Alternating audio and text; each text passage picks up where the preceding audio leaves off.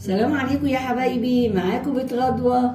حبايبي احنا قلنا الاول النصيحة الاولى في الفلتر الداخلي، احنا معانا بقى النصيحة التانية في الفلتر الخارجي. الفلتر الخارجي يا بنات لو هو بيديكم مية قليلة الغسالة، ديري الغسالة كده من ورا وهتعرفي الفلتر الخارجي دوت من ورا اهو.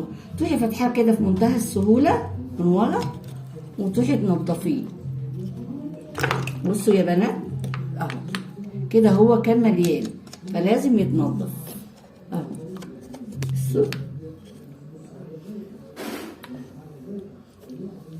بصوا يا بنات ده كان باين لازم يتنضف. انا بحب اعمل لكم كل حاجه على الطبيعه عشان تشوفوا.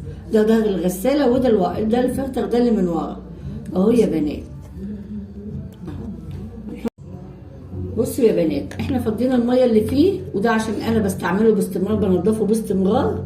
انتوا اول باول كده تعملوه برضو عشان هتلاقوا حاجات ايه فيه، تراب وبرة هدوم مكومه بزياده بتسدوا. لكن معانا عشان انا بعمله باستمرار يا دوب بس فيه ميه بس اهو. بصوا يا بنات ميه بس، وهو بصوا نضيف ازاي عشان انا بستعمله بانتظام، بنضفه باستمرار. اعملوا زي كده يا بنات وما تلاقوش فيه مشكله في الغساله، وكل حاجه تبقى سهله معاكم في الغساله وتنضف لكم هدومكم. ونحطه كده بالراحه وبهدوء اهو اهو. وتحافظوا على حاجتكم كده يا بنات علشان الحاجه دلوقتي بقت غاليه، واول باول كده تنضفوا اللي جوه واللي بره. بصوا انا اول ما فتحته لقيت ميه بس، لكن عشان ايه؟ عشان بقالي كل 3 ايام 4 ايام.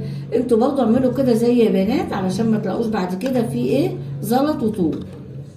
ماشي يا بنات، واستنوني النصيحه الثالثه. يلا باي باي.